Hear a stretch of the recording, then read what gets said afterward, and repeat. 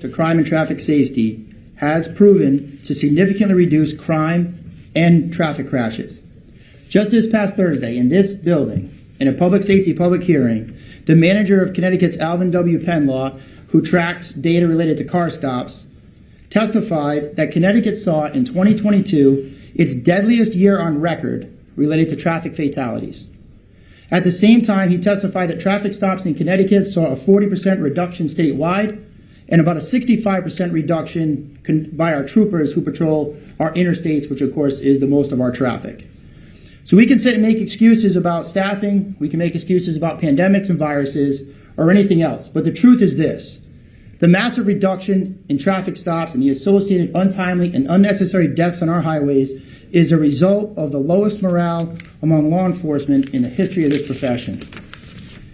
At that same public hearing, we heard a bill that would, in effect, prohibit officers from conducting investigative stops.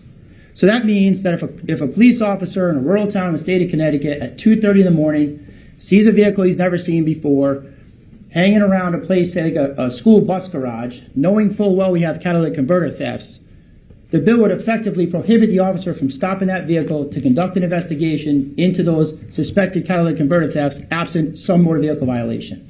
So even though we know the data, we're still making moves in this building to try to limit the amount of which our officers stop cars. The fact is that Connecticut boasts some of the highest professional standards and employment requirements in our nation surrounding law enforcement. We also have strict accountability for those who disparage the badge that they wear.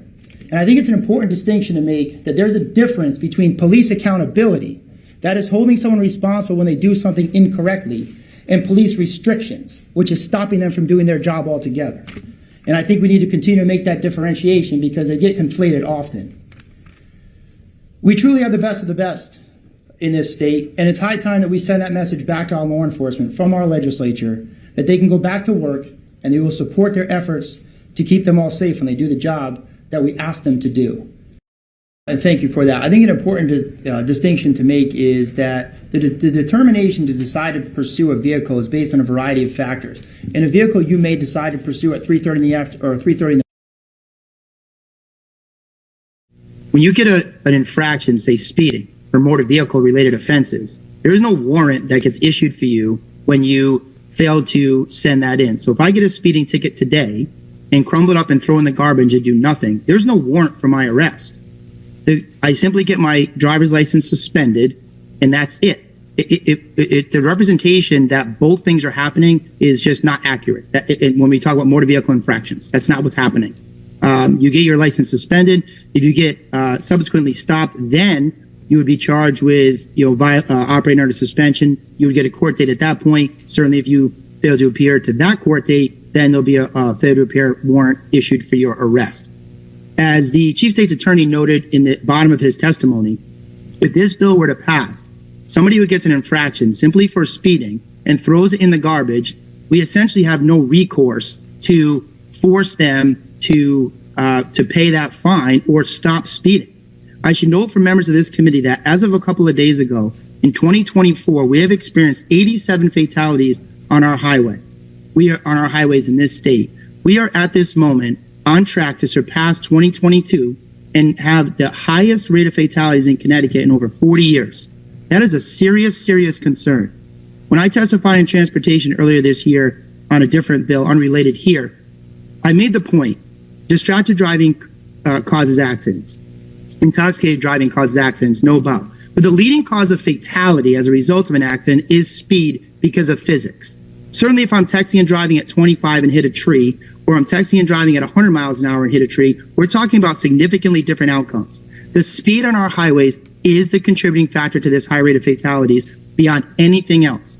Any one of us who drives to Hartford on the daily knows right well that the average speed on our highways is excessive, okay? And now we're gonna tell the people of the state of Connecticut, if you happen to get a speeding ticket, which is not even likely right now because of the state of law enforcement in the state anyway, if you happen to get a speeding ticket, throw it in the garbage.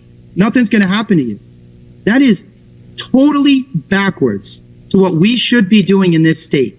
Now, I understand that we have an infraction schedule that is the same for everybody. And I can appreciate individuals with higher incomes can get a speeding ticket and pay it, no big deal. Individuals with lower incomes, it has a much more far-reaching effect on them because it's much more difficult to pay. And I'm willing to sit at a table and have a conversation about ways that we can overcome that, but never to the extent that we are going to enable speeding on our highways in this state and continue to lose lives unnecessarily. Frankly, Mr. Speaker, I want to give a great compliment to Commissioner Eucalitto, who submitted testimony in this bill that I read, and he had the courage and the integrity to stand up and say, hey, this is a major problem. That gentleman has taken seriously his role as Commissioner of Transportation to get safety back on our highways for those who commute through our state on the regular as residents or those who visit us. He has taken it seriously. I'm a little disappointed that Judicial and the Chief State's Attorney's Office submitted testimony taking no position, though they did recognize and point out the problems with it. And I'm more disappointed that the Commissioner of Public Safety has not submitted any testimony in opposition to this. This is a major issue in the state of Connecticut, this speeding and these fatalities on our highways. And voting yes on this today, not only does nothing to affect that and make it better and make it safer, but in fact, Mr. Chairman, it does the exact opposite. We are going to tell people in the state of Connecticut, if we pass this bill, hey, go ahead and speed. You get a speeding ticket, throw it in garbage, do whatever you want, and we'll just have massive fatalities. That is horrific public policy, and I assure you I will not be a part of it, and I encourage all of my colleagues today to vote no on this. Thank you, Mr. Chairman.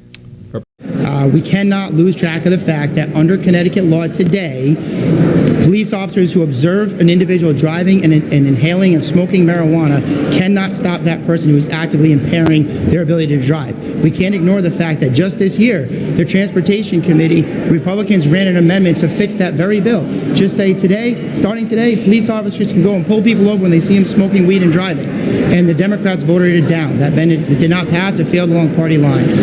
We cannot ignore the fact that the spike that we've seen in fatalities has happened over the last few years. Impaired driving has been around forever. It's been around for a long time.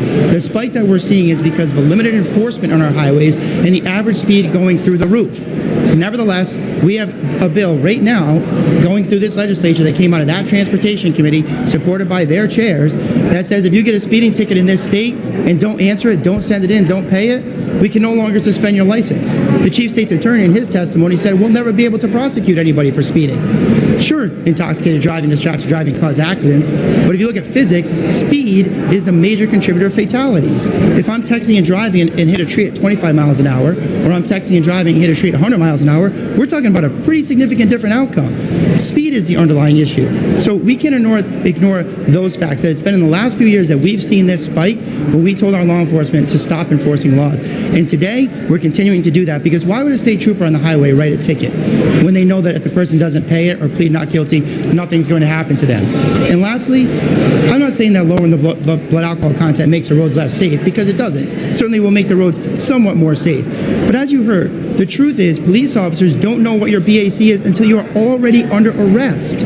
So the standardized field sobriety tests are set to a scientific standard of 0.10. In order for a police officer to have probable cause to arrest you, they have to have probable cause that you failed the test, which are measured to 0.10. So scientifically, for them to have any probable cause to put you in jail and arrest you on the side of the road, you're already over 0.10. We don't know your BAC until you're already under arrest. So the illusion that we're going to go out and we're going to limit the amount of intoxicated drivers through enforcement by lowering the prima facie from 0.08 to 0.05 is just not true. The net effect isn't going to be anywhere near what they would like the people to believe. This is simply a distractionary bill to say, yeah, we understand there's a problem on our highways, so we're going to do this, when the reality is they're ignoring the real problem, that we need enforcement back on our highways. So is that the solution? The solution is enforcement, yes. So if you take a look at what happened from 2020 to 2022 as an example, a major spike in fatalities. What do we see? 65% reduction in traffic stops in the calendar year 2019, pre-COVID, to 2022, the first year sort of after COVID. We saw a 65% reduction in traffic stops. The average speed on the highway went through the roof, and so did fatalities. We don't need a council to figure this out. We don't need a task force. It's logic. It's common sense. I got a freshman in high school who could figure this out, and he did. This entire bill, I'm not saying I'm against it. What I'm saying is it's a distractionary device for the people of the state of Connecticut to make make it look like politicians are doing something, but the fact is they aren't. They want to do something. They'll pass a bill today that says a police officer who sees somebody impairing their ability to drive can be stopped and taken off our roads for the safety. If they want to do something serious today, they'll say, we're not going to pass 5331, and if you get a speeding ticket in this state and you're contributing to the speed problem, you will be held accountable. That would be real action. First of all, it's not a complicated issue. It's a very simple issue, right? Prior to 2021, police officers in this state saw somebody smoking marijuana and driving, they pulled them over and stopped them. Nowhere in this state did anybody come forward in huge numbers and say, oh, you know, the cops are stopping people for smoking a cigarette and saying it's marijuana. Nowhere. I asked. Nobody had that data. Nobody said that's happening. As you heard Rep. Callahan say, it's illegal to drink while you're driving. Nobody's getting pulled over drinking an Arnold Palmer and somebody thinks it's a Coors Light. It's not happening. That's a made-up thing so they can complicate this issue. The truth is, the majority party in this state does not want enforcement on our highways. That's it. Okay? You heard today the heroes behind us that are here today that are bringing attention to this. One who the heroes are? The guys standing on the side of the road with cars whizzing by at 80 miles an hour, trying to get drunk drivers off the state, off of our state highways, in spite of the fact that their profession's been disparaged in this building for 4 straight years. Those are the heroes. The guys with their lives on the line. Those are heroes. But under current law, today, as we sit here, if a police officer is stopped at a stoplight and he looks to his right and he sees the window down in the car next to him and the individual is drinking a can of Coors Light beer, that individual can be pulled over and stopped because it's a violation of law to drink while you're driving. Now, perhaps that individual is being environmentally friendly and they're reusing a Coors Light can and they filled it with water. But the officer has the reasonable suspicion to believe that that was alcohol and can stop that person. If the exact same individual is smoking a joint where you can smell the odor of marijuana, which every police officer is trained in, he can't pull him over. The law does not make any sense.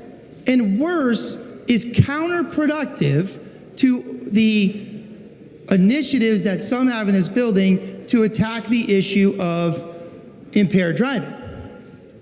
Today, I will remind my colleagues very somberly that we are on track to once again have the deadliest year on record on our highways. This is a common sense amendment. It makes perfect sense for public safety. Mr. Speaker, this is a task force. It creates a task force to study and identify causes and factors contributing to a decrease in traffic stops, a rapid increase in traffic accident injuries and fatalities. And the study shall include, but not be limited to, existing driver license training requirements, whether state law and regulations governing suspension of said licenses needs to be adjusted, the morale level among rank and file police officers and state police officers in our state, recent changes to state law, the public attitude toward police officers, and any correlation or relationship between the decreased traffic enforcement and the increase in fatalities. Now, Mr. Speaker, I was very careful when I drafted this amendment that the task force looks on a partisan basis very similar to just about every task force that we've passed out of here together. But I paid special attention to concerns that were brought to me throughout my few years here when I try to address this issue. And in fact, members of the Racial Profiling Prohibition Project Advisory Board have offered concern relevant to traffic stops. They are part of this task force. Members of the Black and Puerto Rican Caucus from our legislature have expressed concerns. They are represented on this task force. It's naturally the Commissioner of Transportation, Commissioner of Motor Vehicles, but I also included, Mr. Speaker, the governor's appointee shall be a representative from the American Civil Liberties Union. The ACLU has offered some concerns around traffic stops. So I think what I've done here is I've been very careful and very sensitive to the issues that face us. But at the end of the day, we are losing, Mr. Speaker, far too many lives on our highways. Driving in this state is out of control, and we need to, at the very least, figure out what is going on and what this legislature can do to address it. That's what this task force is. I hope my colleagues will join me in supporting it. I urge adoption, I move adoption, and I ask when the vote be taken by roll. Thank you, Mr. Speaker. There are things that are emergencies. Right now, we have a state trooper that lost his life just a few short weeks ago, was vested into his system, and his widow and their sons cannot collect his pension. because of a legislative loophole, I'll say. This is an individual that gave his life for the safety of the motoring public in the state of Connecticut, among other safeties. And the fact that his family is not entitled to the pension that he was vested in, I think is much more so an emergency than anything contained herein. A few weeks ago, when we were here in regular session, I ran an amendment to have a study of the fatality rates on our roads in the state of Connecticut. And that amendment failed, and many of my colleagues said, well, it was a Senate bill, we couldn't amend it. Well, here we are today, and I think that the rising death toll of individuals, motoring public, residents, and visitors of the state of Connecticut on our highways is an emergency. It is an emergency because we are going to lose more lives this year unnecessarily. That is an emergency. Nothing contained herein about that emergency.